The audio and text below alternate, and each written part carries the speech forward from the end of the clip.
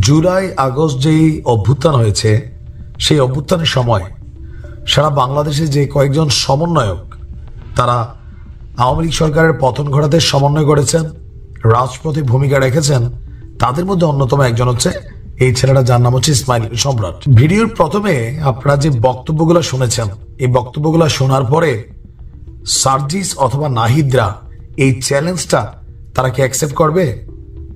এই যে রূপায়ণ টাওয়ারে সার্জিসের কতটা ফ্ল্যাট আছে বা দখলে নিয়েছে, ইভেন সাইফুর সাগর ভাইয়ের ফেস দ্য পিপল প্রোগ্রামে ইসমাইল সম্রাট যতগুলো অভিযোগ আনছে, প্রত্যেকটা অভিযোগের পেছনে সুস্পষ্ট চাঁদাবাজির গল্প আছে। ইসমাইল সম্রাট দাবি করছে তার কাছে ফোন আলাপ আছে, ইভেন সাক্ষ্য প্রমাণ আছে যে সার্জিসরা, নাহিদরা বিভিন্ন জায়গা থেকে কিভাবে এই দল পরিচালনার জন্য জোরপূর্বক বা কৌশলে ফেলে টাকা আদায় করেছেন।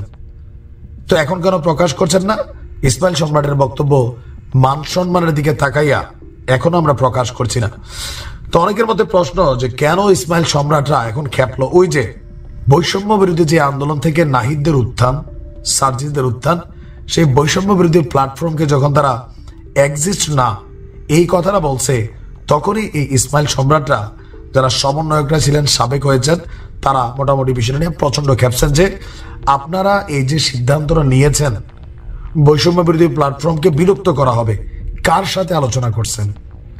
আপনারা ঢাবির 7-8 জন যারা আছেন, যাই বানান, আপনারা এগুলোর প্রধান হন, আপনারা সিদ্ধান্ত নিয়ে এই বৈষম্য বিরোধী আন্দোলনের প্ল্যাটফর্মকে বিলুপ্ত করার অধিকার আপনাদের কে দিয়েছে?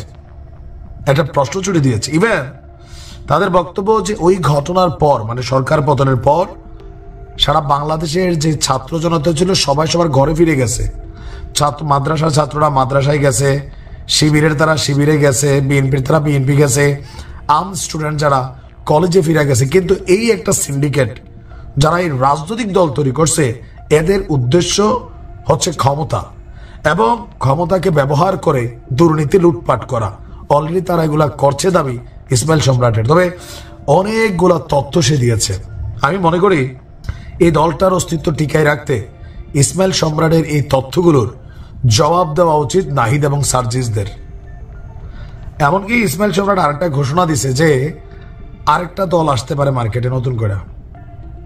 বাংলাদেশের মানুষ নতুন রাজনৈতিক দল চায়, শুধুমাত্র এই ঢাবি কেন্দ্রিক বা নাহিদ কেন্দ্রিক তাদের যে সিন্ডিকেটটা আছে তারাই দল বানাবে, তারাই সব করবে, বিষয়টা তা না।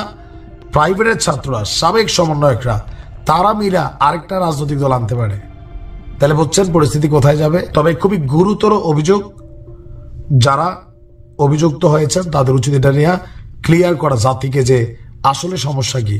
আমি ওই দিন বলছিলাম যে আপনাদেরকে টাকা কে দেয়, আপনারা নাম প্রকাশ করছেন না, ভেজাল আছে, এই কথাটা ইসমাইল সম্রাটও বলছে।